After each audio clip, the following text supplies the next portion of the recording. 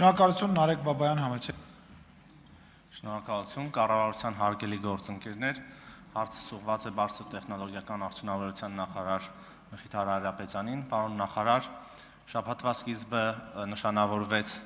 ԱՄՆ փոխնախագահ J.D. Vance-ի պատմական այցով եւ այս հայ-ամերիկյան համագործակցության շրջանակներում իհարկե մեծ ծավալի աշխատանք է արել ձեր նախարարությունը եւ դեռևս պետք է անի շարունակի այդ գործունեությունը։ Ես կուզենայի, որպեսզի դուք այս ամբիոնից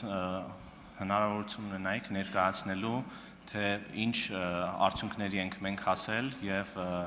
ինչ ակնկալիքներ կարող ենք ունենալ։ Շնորհակալություն։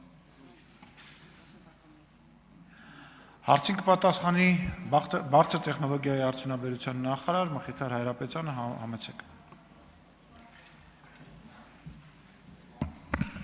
Ազգային ժողովի մեծարգո նախագահ, հարգելի գործընկերներ, շնորհակալ եմ հարցի համար, պարոն Բաբայան, ուզում եմ ասել, որ երեկ Երևանում տեղի ունեցավ Հայաստան-ԱՄՆ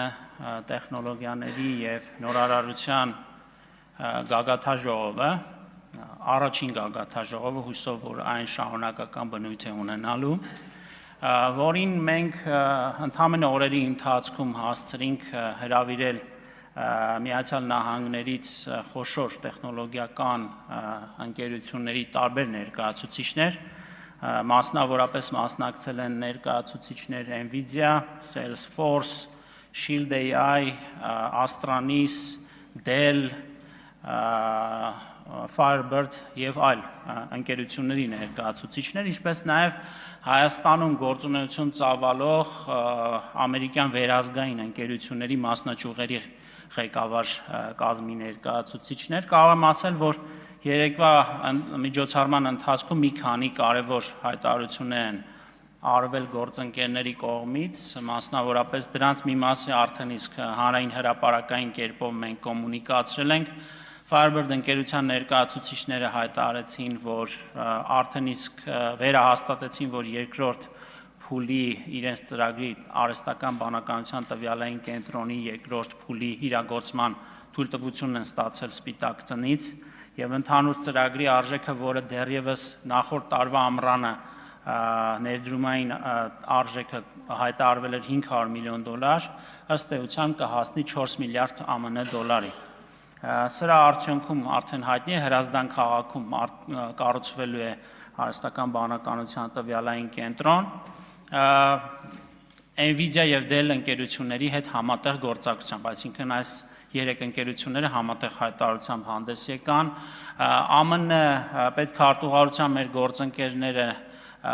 նաեւ փոխանցեցին ըստ էության նաեւ վերահաստատեցին Google ընկերության վաղ առավոտյան արած հայտարարությունը, մասնավորապես արդեն Հայաստանում ամենայն հավանականությամբ ապրիլի վերջին մայիսի սկիզբ կակտիվացվի դրամայնացումը կամ ինչպես ավելի հաճախ ընդունված է ասել մոնետիզացիան,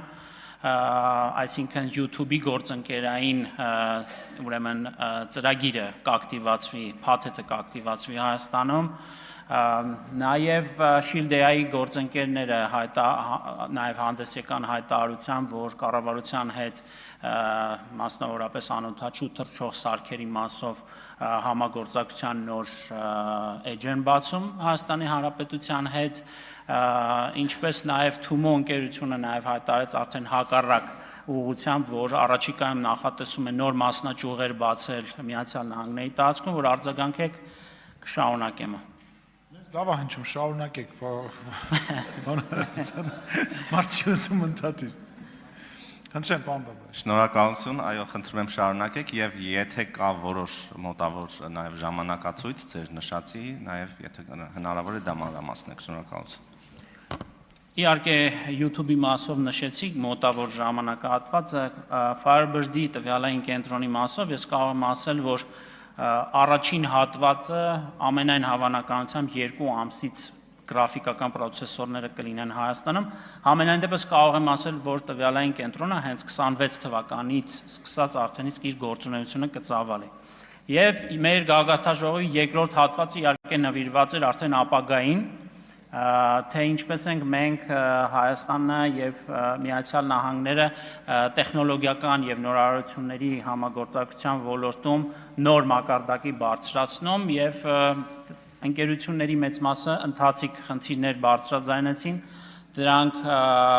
մեր գործընկերները ըստ էության առաջիկայում կուսումնասիրեն մասնավորապես տեխնոլոգիաների տրանսֆերի հետ կապված, ինչպես նաև արտահանման հետ կապված որոշակի խնդիրներ, ինչը հնարավորություն կտա նորանոր ամերիկյան ընկերությունների արդեն ներկայությունը ապահովել Հայաստանում, նոր պատվերներ ապահովել հայաստանյան մասնաճյուղերի համար եւ ըստ էության այդ ինժեներական համաշխարհային արժեշղթայում բարձրացնել Հայաստանի դերակատարումը։